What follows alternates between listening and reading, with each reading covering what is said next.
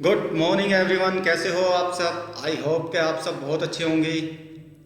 और अगर आप अच्छे नहीं हैं तो मैं दुआ करता हूं कि आप बहुत जल्दी अच्छे हो जाए। How to choose an ideal market में कल जो आपने सीखा था वो सीखा था, वो 6 पॉइंट जिससे आप एक आइडल मार्केट को चूज करते हो। ये बहुत क्रिटिकल और बहुत इंपॉर्टेंट टॉपिक था जिसमें आपने सीखा कि वो 6 स्टेप जिससे आप एक आइडल मार्केट को चूज करते हो। जैसे मान लो भाई आपका कस्टमर वेल फंडेड होना चाहिए, उसके पास एक जेन्युइन रीज़न होना चाहिए आपके प्रोडक्ट को खरीदने का। तीसरा जो पॉइंट था उसमें एक कंप्लीट प्रोडक्ट ही आपको मार्केट में डिलीवर करना है, इनकम्प्लीट प्रोडक्ट कभी भी मार्केट में डिलीवर नहीं करना है। चौथा जो पॉइंट था हमारा कि कंपटीशन को पहले ही एनालिसिस करें। कंपटीशन को आप पहले ही एनालिसिस करें, बाद में उसको एनालाइज करने का कोई फ़ायदा नहीं होता। इसलिए आपके कंपटीशन में कौन कौन है उसको पहले ही आपको एनालिसिस करना है। और उसके बाद जो पांचवा पॉइंट था वो था कि अगर आप इन 4 पॉइंटों पे खरे उतरते हो, इन 4 पॉइंटों को आसानी से समझ जाते हो, तो आपको क्या है, न्यू मार्केट की भी तलाश जारी कर देनी चाहिए ताकि आप अपने बिजनेस को और एक्सपेंड कर सको और बढ़ा सको। छठे पॉइंट में मैंने आपको बताया था कि आप पैशनेट होना बहुत ज़्यादा ज़रूरी है आपका काम को लेके। ऐसा नहीं होना चाहिए कि जो स्टार्टअप आपने अभी शुरू किया,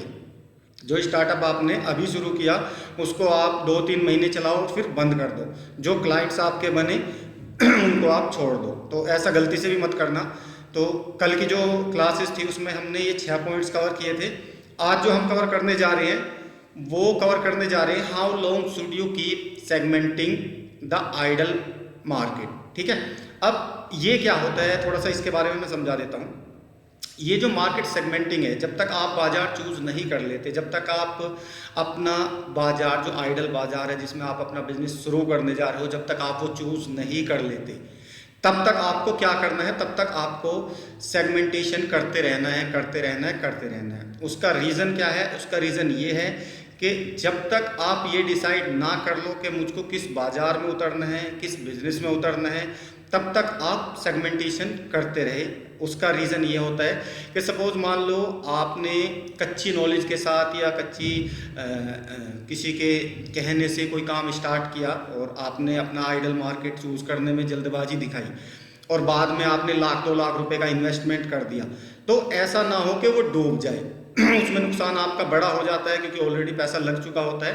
तो जब तक आपको ये श्योरिटी ना हो जाए, जब तक आपको एक क्लैरिटी ना हो जाए कि जिस मार्केट में मैं कदम रखने जा रहा हूँ, जिस बिजनेस सेक्टर में मैं कदम रखने जा रहा हूँ, वो मेरे लिए परफेक्ट है और मैं उसी के लिए बना हुआ हूँ, ठीक है, तब तक उसकी सेगमेंटिंग करते रहे आप। तो कितने लंबे तक, मैंने ये आपको बता दिया कि जब तक आप सेटिस्फाई ना हो जाए, जब तक आपको ये ना लगने लगे कि मैं रियली इसी मार्केट के लिए बना हूँ और इसी मार्केट में अपना बिजनेस जमाऊंगा, तब तक आप वो सेगमेंटिंग करते रहे बराबर।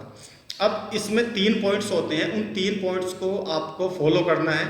उससे आपकी सेगमेंटिंग बहुत आसान हो जाती है और आप समझ पाते हो कि क्या मैं सही मार्केट में हूँ या गलत मार्केट में हूँ।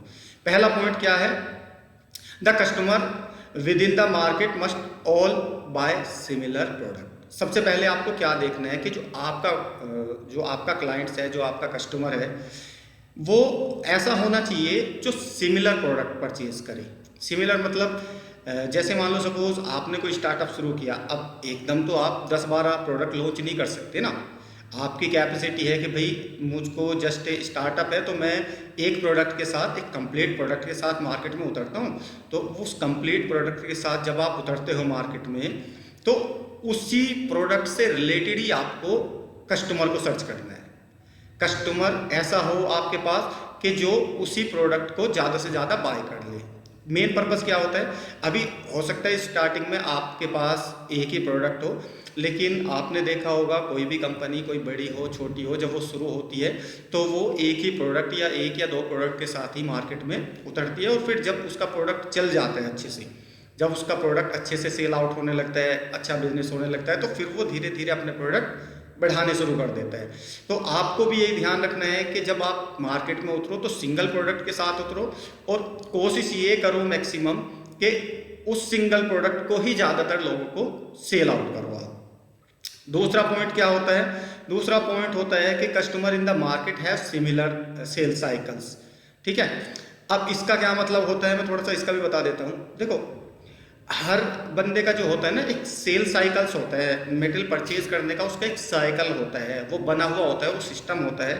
उसका मैं एक एग्जांपल दे देता हूँ आपको। जैसे हम लोग घर का राशन लेके आते हैं, है ना भाई, हम लोग घर का राशन लेके आते हैं। घर के राशन में हम चावल, दाल, चीनी और बहुत सारी चीज़ें लेके आते हैं जो मंथली हम डाल सकते हैं।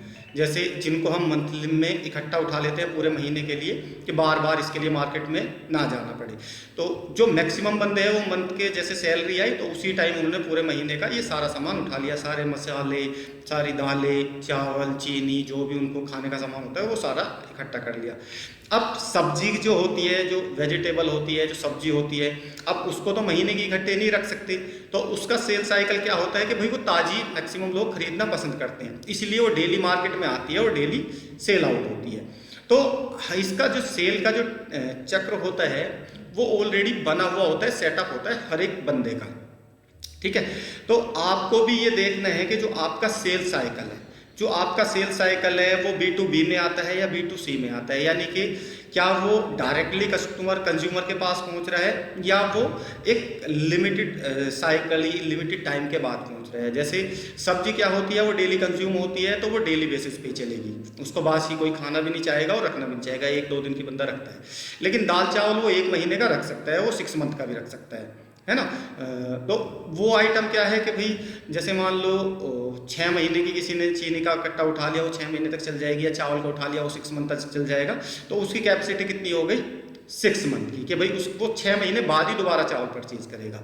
तो आपको क्या ध्यान रखना है मार्केट में, आप जब कस्टमर को कोई अपना प्रोडक्ट या सर्विस सेल करने जाते हो, उसमें ये चीज़ बहुत इंपॉर्टेंट होती है, बहुत क्रिटिकल होती है कि आपको अपने क्लाइंट्स का सेल साइकिल पता होना चाहिए कि मेरा कस्टमर कितने दिन बाद दोबारा मेरे से माल खरीदेगा या दोबारा मेरे से प्रोडक्ट खरीदेगा।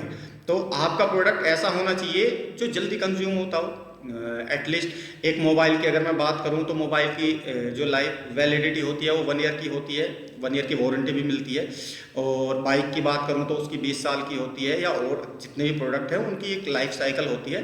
तो जो सेल साइकिल होता है ना, वो उसी पे डिपेंड करता है कि भाई कस्टमर दोबारा कब आपके पास आएगा। आपका प्रोडक्ट ऐसा होना चाहिए जल्दी कंज्यूम हो, जल्दी से बंदे आपके पास आए ताकि आपका बिजनेस जल्दी चले।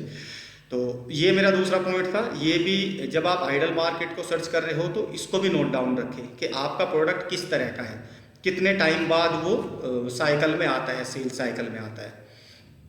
अच्छा, अब कुछ प्रोडक्ट ऐसे भी होते हैं जो स्टॉक में भर लेते हैं, जो डिस्ट्रीब्यूटर होते हैं, सेल्समैन्स होते हैं, वो क्या करते हैं, वो 6-6 महीने का बल्क खरीद लेते हैं।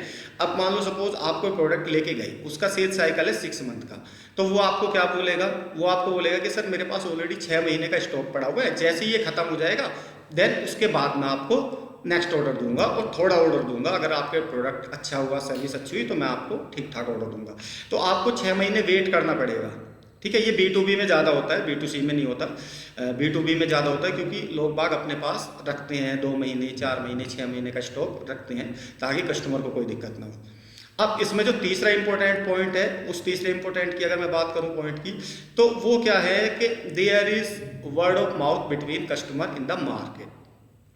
अब मार्केट में कोई भी प्रोडक्ट आया, कोई भी सर्विस आई, कुछ भी आप लेके गए, तो कस्टमर के बीच क्या है ना, बातचीत चलती रहती है। जैसे मान लो सपोज कोई भी नया प्रोडक्ट मार्केट में आएगा तो जो ग्राहक होगा उसका, जो उसको परचेज करेगा वो दूसरे को बताएगा, दूसरे से तीसरे को बताएगा कितना अच्छा है, कितना बुरा है, या वैल्यू है प्रोडक्ट में या नहीं है। तो इस तरीके से वर्ड ऑफ माउथ चलते रहते हैं। तो उस वर्ड ऑफ माउथ से आपको ये ज़रूर ध्यान रखना है कि आपके प्रोडक्ट का जो वर्ड ऑफ माउथ हो रहा है वो पॉजिटिव साइड ज़्यादा जाना चाहिए, निगेटिव साइड ना जाए। आपका जो प्रोडक्ट या जो सर्विसेज है वो पॉजिटिव की साइड ज़्यादा जाना चाहिए, लगभग 80% से ज़्यादा पॉजिटिविटी हो आपके प्रोडक्ट या आपके सर्विस के बारे में, और 20% निगेटिविटी अगर होगी तो उसको आप कंट्रोल कर सकते हो।